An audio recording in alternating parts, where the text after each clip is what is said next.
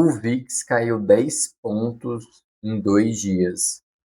Essa queda, o que quer dizer para o mercado financeiro americano?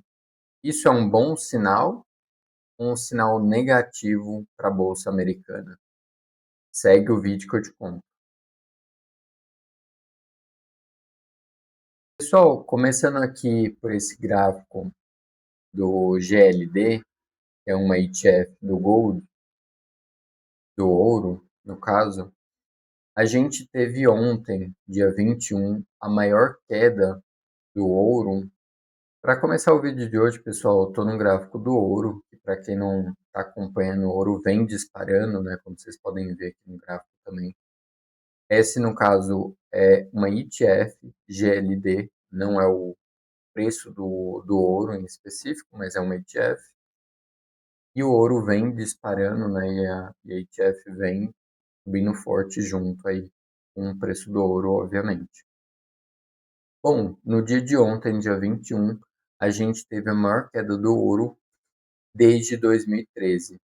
Então a gente consegue aqui ver nessa parte de baixo as variações intradiárias dessa ETF. Então positiva, dia positivo, e negativo, dia negativo aí para essa ETF. E no dia de ontem, o último dado aqui foi uma queda de 6%. Então tem a escala aqui, né, menos 5, por volta de menos 6%. Se a gente voltar na história, a gente teve uma queda por volta de 5% aqui em 2020, mas não foi uma queda tão grande quanto a gente teve ontem. E a gente tem que voltar lá para 2013, como vocês podem ver que a gente teve uma queda similar a esse dia. E naquele momento, a gente estava saindo de um baita bull market de anos que teve no ouro, e aí a gente entrou em um bear market que também durou anos, tá? Então durou até mais ou menos 2016, aqui o bear market do ouro. Porém, nas últimas duas oportunidades, que também teve uma queda tão grande, então sinalizado por essa linha aqui cinza, né, vamos colocar assim, essas outras duas vezes que esse sinal disparou, foi próximo de fundos, tá? Esse foi exatamente no fundo, o ativo deu um ralizinho, depois voltou para aquele fundo, para depois disparar de vez. Aqui também foi próximo de um fundo, depois o ouro entrou nesse bull market de anos aqui em 2008, 2009. Então, para você que opera ouro, fica de olho aí, toma cuidado que o ouro já vem de uma alta, né, parabólica aqui. Então, pode sim estar numa reversão de tendência. E como eu falei na abertura do vídeo, entre sexta-feira e segunda, o VIX, que é o índice do medo, que o pessoal chama, ele caiu 10 pontos. Outro gráfico do Blue Curtic, e eles fizeram uma análise aqui mostrando essas ocorrências, tá? Então, comparando o VIX, que é essa parte de baixo, e aqui é o gráfico do S&P 500. Então, essa linha tracejada representa as vezes que nós tivemos um VIX caindo tão forte quanto caiu entre sexta e segunda-feira. A última vez foi lá em abril de 2025, quando começou esse bull market, que a gente está há meses, né? Basicamente 7 meses de bull market. As outras oportunidades foram aqui num fundo de 2020 também. Como vocês sabem, em 2020 e 2021 foi um baita de um bull market. Só subiu praticamente o mercado americano. E aqui, próximo do fundo do Covid em 2020. Então, aqui em 2020 a gente teve uns 3 sinais desse para depois a gente disparar. E aqui nessa tabelinha ele mostra qual foi o retorno do S&P 500, do SPX, 3 meses depois, 6 meses depois, 9 meses depois e 1 ano depois. E como a gente pode ver aqui na média, foram médias bem relevantes, tá? Então a gente está falando de 22% em 3 meses. Isso é bem relevante para o S&P 500. Em um bom ano, o S&P 500 entrega um retorno de por volta de 15 a 17%, tá? A gente está falando em 3 meses ele entregar uma rentabilidade melhor do que a média de anos positivos.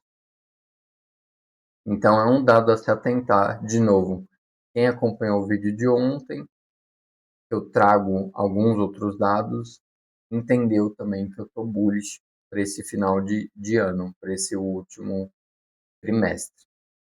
E lembrando da temporada de balanços, que começou na semana passada, e hoje, quarta-feira, nós vamos ter a Tesla divulgando o seu balanço e a IBM. Bem importante, provavelmente eu vou abrir alguma operação, algum trade em opções em alguma dessas empresas, muito provavelmente na IBM, tá? Que eu tenho um pouco mais de convicção na empresa. E amanhã nós vamos ter a Intel. São os mais importantes aí dessa semana, na minha opinião.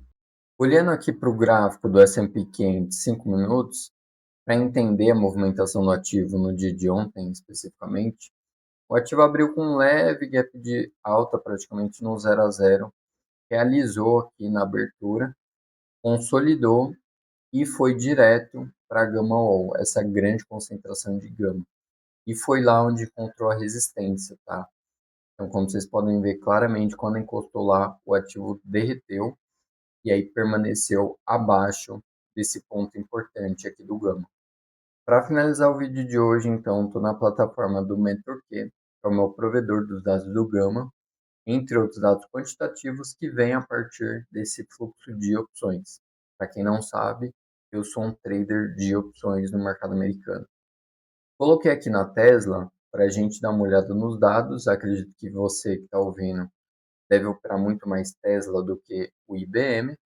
Então, vou aproveitar e dar uma olhada aqui para vocês no que os dados estão me mostrando que o ativo pode fazer no pós-balanço, que lembrando é hoje no final do dia.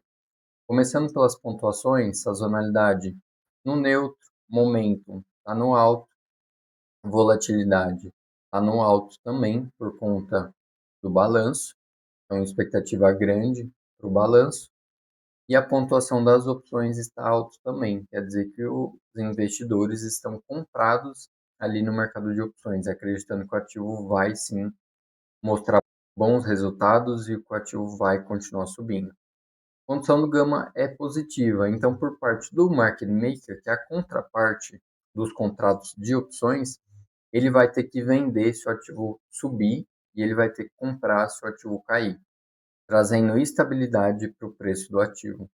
Olhando aqui para o NASDAQ, que nada mais é do que as concentrações de gama de todas as expirações somadas, nós temos um grande alvo aqui nos $500. Tá? Então, para você que está almejando algum alvo para alta, os 500 é um bom alvo. É lógico que até lá existe grandes concentrações de gama positivo, principalmente aqui no curto prazo, por volta dos $550, tá? Essa barra aqui verde tem uma concentração importante. Então, se o ativo passar dessa concentração, ele vai ter um pouco mais de facilidade para poder chegar lá. Só que, de novo, quanto mais o mercado sobe, o market maker vai ter que vender nessas concentrações de gama. Então, a não ser que a Tesla reporte um balanço muito acima das expectativas, eu acredito sim que essa concentração dos $450 deve segurar o preço, tá? Então, não acho que o ativo deve passar dos 450, $455 no pós-balanço. Olhando para a volatilidade implícita entre os strikes e as expirações, nós vemos claramente que é um comportamento normal, um IV, uma precificação das opções mais elevado, em outras palavras, opções mais caras, e no longo prazo um pouco mais tranquilo. Se a gente olhar lá para o longo prazo, a gente consegue entender que um IV tranquilo ou dentro do padrão é por volta de 58, 57, tá? E no curto prazo, esse número está lá em 100%. Então está bem elevado aqui o IV no curto prazo. Então existe uma demanda grande por calls e puts, fazendo com que esse IV seja elevado. Mas, de novo, se o Se a empresa não divulgar resultados muito bom ou muito ruim, esse IV deve despencar. Então, se a gente vende esse IV ou vende opções, a gente embolsa esse IV alto. Como eu comentei também no vídeo de ontem, a gente pode fazer o quê? A gente pode vender essa volatilidade mais curta e comprar um pouco mais longa. É lógico que comprando a mais longa e esse IV cai, isso é ruim para a gente.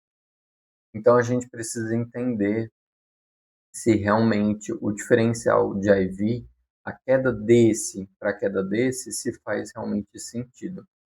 Se não faz sentido fazer isso, a gente pode vender na mesma inspiração, um Iron Condor, por exemplo.